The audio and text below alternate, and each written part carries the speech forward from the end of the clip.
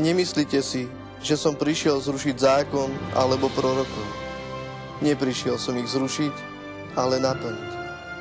Veru hovorím vám, kým sa nepominie nebo a zem, nepominie sa ani jediné písmeno, ani jediná čiarka zo zákona, kým sa všetko nesplní.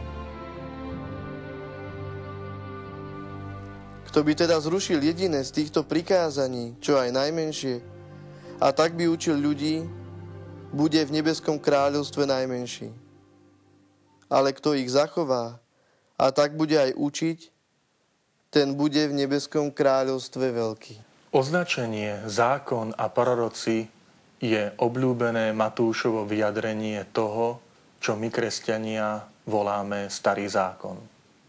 Všetko, čo Ježiš hovorí a koná, je naplnením starozákonných prisľúbení. Preto vám hovorím, ak vaša spravodlivosť nebude väčšia ako spravodlivosť zákonníkov a farizejov, nevojdete do nebeského kráľovstva.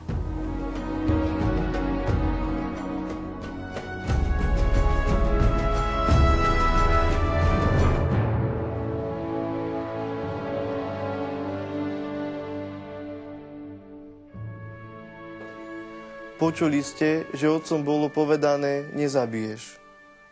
Kto by teda zabil, pôjde pred súd. No ja vám hovorím, pred súd pôjde každý, kto sa na svojho brata hnevá. Kto svojmu bratovi povie, hlupák, pôjde pred veľradu. A k tomu povie, ty bohapustý blázon, pôjde do pekelného ohňa. Bolo povedané, to znamená, Boh prostredníctvom Mojžiša povedal svojmu ľudu. My, biblisti, túto gramatickú formuláciu nazývame passivum divinum, takzvaný božský pasív. Ide o úctivé rozprávanie o Bohu bez toho, aby jeho meno bolo spomenuté. Hneď v úvode Ježiš upozorňuje: neprišiel som zrušiť zákon a prorokov. Veď zákon dal Boh Otec izraelskému národu a ten zákon je dobrý. Ježiš varuje a vystríha pred nesprávnymi, chybnými a pomýlenými interpretáciami tohto zákona, ktoré takto boli prenášané do každodenného života.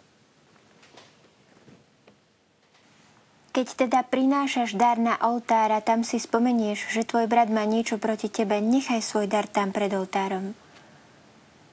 A choď sa najprv zmieriť so svojím bratom. Až potom príď a obetuj svoj dar. Ježiš zdôrazňuje, že akákoľvek obeta, ktorú prináša človek, je len vtedy prijatá, keď je sprevádzaná aj usporiadanými ľudskými vzťahmi. Pokonaj sa včas so svojím protivníkom, kým si na ceste, aby ťa protivník nevydal sudcovi a sudca strážnikovi a aby ťa neuvrhli do väzenia. Veru hovorím ti, nevyjdeš odtiaľ, kým nezaplatíš do ostatného haliera. Ježišova reč na hore prináša radikálne nový pohľad na chápanie Božích prikázaní. Dovtedy to bolo ohraničené len na vonkajšie skutky. Ježiš hovorí, ako je dôležité strážiť si srdce, v ktorom sa rodia plány, myšlienky, rozhodnutia. Už to, čo človek prežíva vo svojom srdci, môže byť na jeho spravodlivosť, ale môže viesť aj do zatratenia.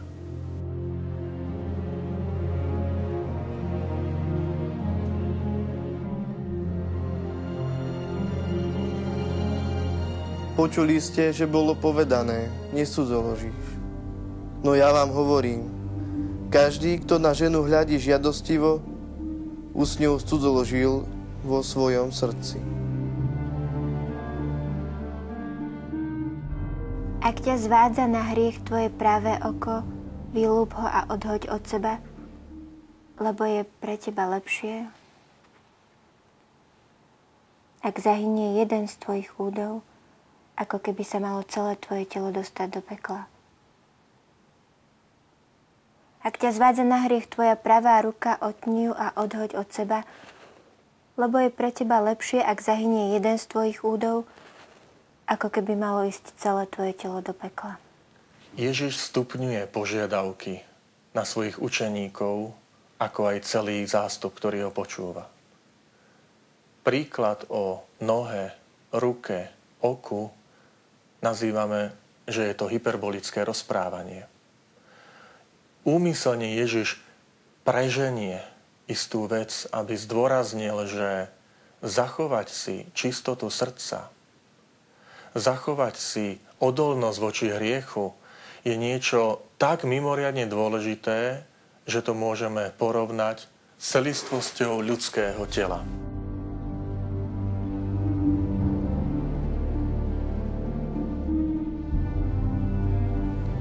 Ďalej bolo povedané: kto prepustí svoju manželku, nech jej dá priepustný list. No ja vám hovorím, každý, kto prepustí svoju manželku, okrem prípadu smilstva, vystavuje ju cudzoložstvu. A kto si vezme prepustenú ženu, cudzoloží.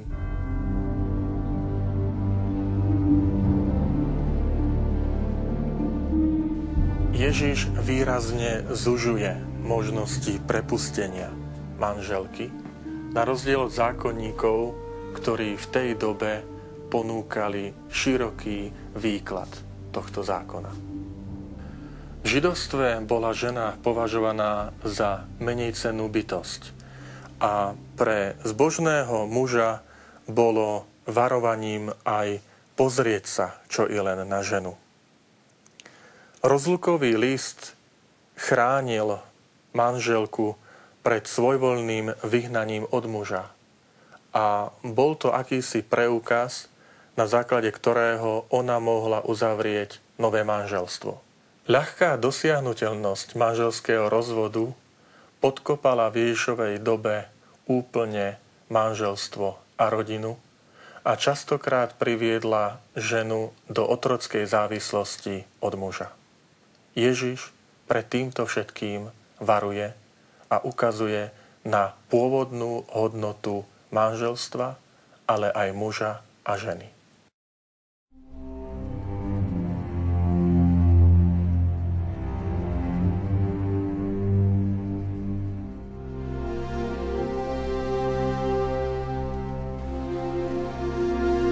A zase ste počuli, že otcom bolo povedané: nebudeš krivo prisahať, ale splníš, čo si Pánovi prisahal.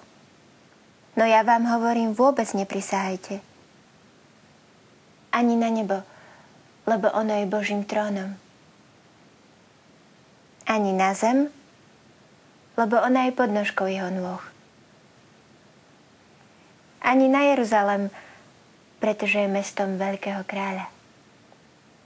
Ani na svoju hlavu neprisahaj, lebo ani jediný vlas nemôžeš urobiť bielým alebo čiernym. Ale vaša reč nech je áno, áno, nie, nie. Čo je navyše, pochádza od zlého. Ježiš ukazuje, že jedinou zárukou má byť naša úplná pravdivosť. Židia v tej dobe používali rôzne prefíkané schémy na potvrdenie pravdivosti svojich slov. Napríklad odmietali prisahať na chrám, ale na chrámové zlato už takáto prísaha zaväzovala. Ježiš hovorí, jediné, čo je potrebné v medziľudskom kontakte, je jasný poriadok pravdovravnosti a čistota úmyslu.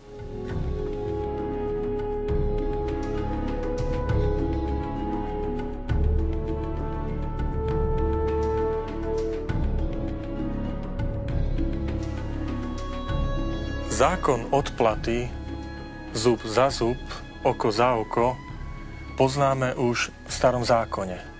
Uvádzajú ho napríklad kniha Exodus alebo kniha Leviticus. Naším ušiam tento zákon môže znieť neľudsky, nehumánne.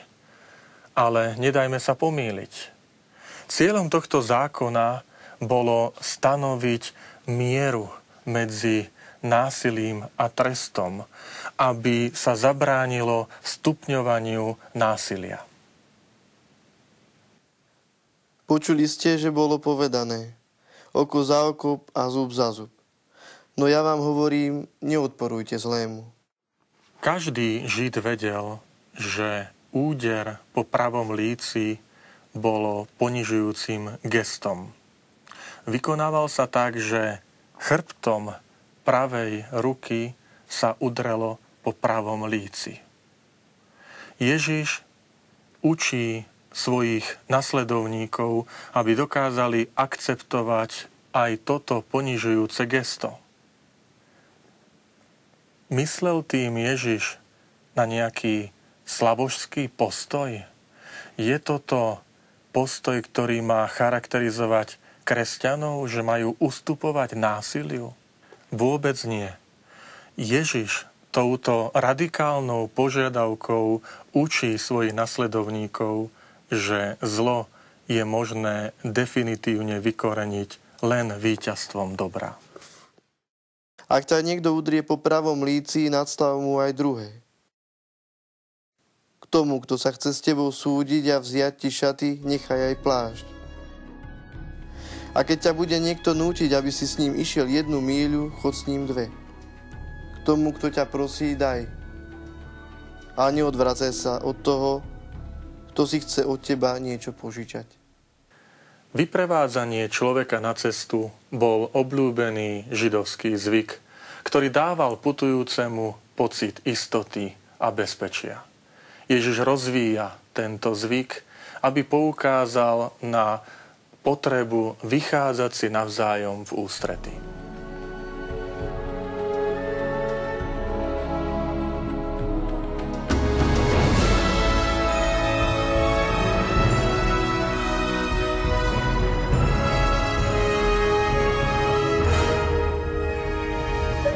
Že bolo povedané, milovať budeš svojho blížneho a nenávidieť svojho nepriateľa. Ale ja vám hovorím, milujte svojich nepriateľov a modlite sa za tých, čo vás prenasledujú. Aby ste boli synmi svojho Otca, ktorý je na nebesiach. Veď On dáva slnku vychádzať na zlých i na dobrých, a posiela dážď na spravodlivých i nespravodlivých.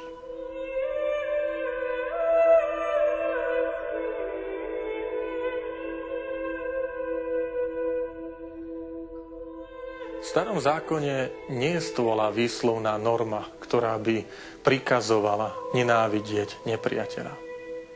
Ale malý židovský národ žil v tom čase obklopený množstvom nepriateľov a navyše pod tvrdou rímskou nadvládou. Preto bola rozšírená mienka o tom, že blížnym je brat, rodič, možno priateľ, ale tých ostatných je potrebné nenávidieť, aby sa človek ubránil pred rôznym tlakom a strachom. Ježiš kladie požiadavku milovať aj tých, ktorí nás nenávidia. Za vzor nám kladie samotného nebeského Otca, ktorý miluje rovnako dobrých aj zlých. Lebo ak milujete tých, ktorí vás milujú, akú odmenu môžete čakať? Vári to nerobia aj mýtnici. A ak pozdravujete iba svojich bratov, čo zvláštne robíte? Nerobia to aj pohania? Vy teda buďte dokonalí, ako je dokonalý váš nebeský Otec. Pozdrav bol podľa orientálneho zvyku viac než len zdvorilosť. Želanie šalomu, to znamená v hebrečine pokoja, bolo zvolávaním Božieho požehnania na každú oblasť ľudského života. Farizei pozdravovali iba seberovných. Ježiš nás učí nerobiť žiadne rozdiely.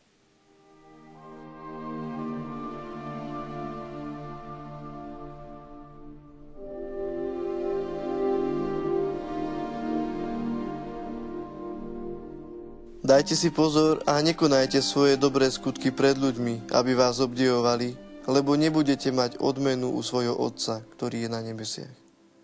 Keď teda dávaš almužnu, nevytrubuj pred sebou, ako to robia pokrytci v synagógach a po uliciach, aby ich ľudia chválili. Veru hovorím vám, už dostali svoju odmenu. Ale keď ty dávaš almužnu, nech nevie tvoja ľavá ruka, čo robí pravá, aby tvoja almužna zostala skrytá. A tvoj Otec ťa odmení, lebo on vidí aj v skrytosti. Dať spontánne sám od seba almužnu bolo považované v židovstve za jeden z prejavov nábožnosti. Dnes by sme to mohli nazvať prejav solidarity.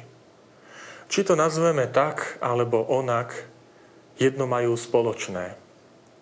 Má vychádzať znútra a nemá byť prejavom iba vonkajšieho úkonu, ktorý túži po sláve.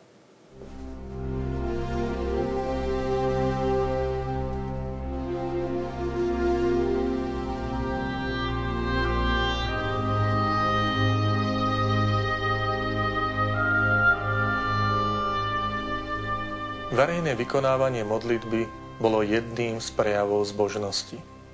Modlitba mala svoj pevne stanovený čas. Ráno, na obed a večer. Preto často bolo na uliciach vidieť ľudí, ktorí sa modlievali. A keď sa modlíte, nebuďte ako pokrytci, ktorí sa radi po stojačky modlievajú v synagógach a na rohoch ulic, aby ich ľudia videli.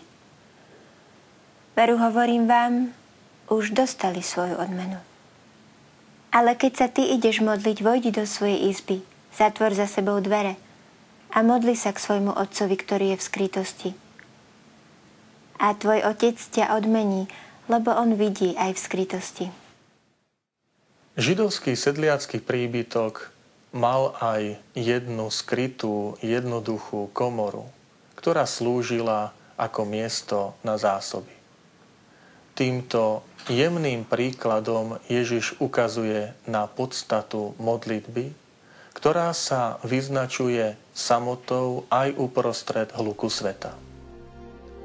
Keď sa modlíte, nehovorte veľa ako pohania.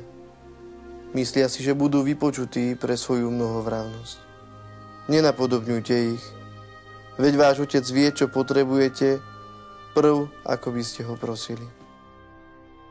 Biblista profesor Tyrol, nech sa načiahnem,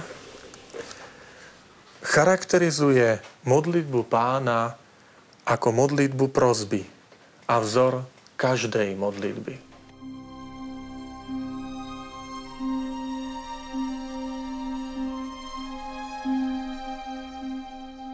Už od najstarších kresťanských čias modlitba Pána sa delila na 7 prosieb. Evanjelia nám ju zachytili v gréckom jazyku. Ale v hebrejčine, v jazyku, v ktorom rozprával aj Ježiš, znela asi takto. Avinu šeba šamájim. Vy sa budete modliť takto. Otče náš, ktorý si na nebesiach. Posväť sa tvoje meno.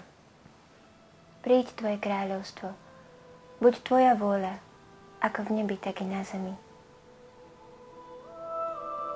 Chlieb náš každodenný daj nám dnes a odpusť nám naše viny, ako i my odpúšťame svojim vinníkom. A neuved nás do pokušenia, ale zbav nás zlého.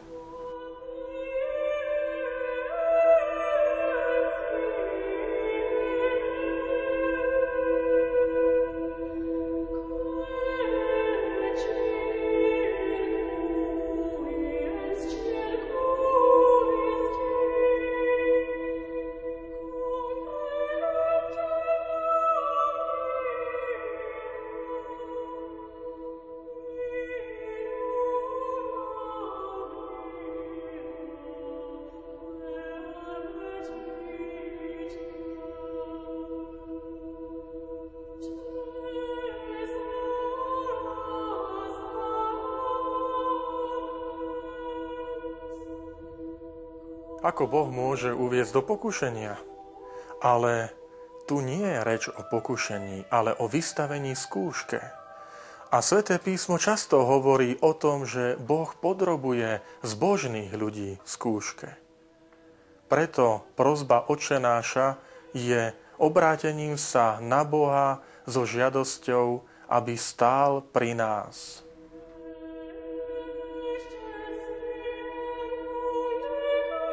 Lebo ak vy odpustíte ľuďom ich poklesky, aj váš nebeský Otec vám odpustí. Ale ak vy neodpustíte ľuďom, ani váš Otec neodpustí vaše hriechy. Meno Otec je najvlastnejším označením Boha. Ježiš v tejto modlitbe nás učí nazvať Boha Otče náš, nie Otec môj. Pretože pri modlení vytvárame spoločenstvo s ostatnými, čo znamená aj odpúšťať si navzájom poklesky.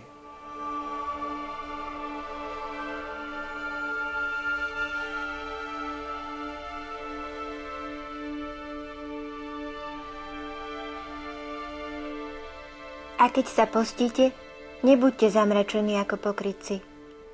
Znetvorujú si tvár, aby ľudia videli, že sa postia. Veru, hovorím vám, už dostali svoju odmenu. Keď sa ty postíš, pomaž si hlavu a umyj si tvár, aby nie ľudia zbadali, že sa postíš, ale tvoj Otec, ktorý je v skrytosti. A tvoj Otec ťa odmení. Lebo on vidí aj v skrytosti.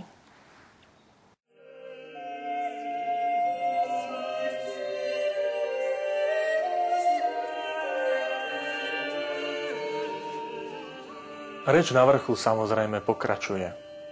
A ľudia zostávali a počúvali Ježiša. Hoci pritom vyhladli, ale sítili sa Božím slovom.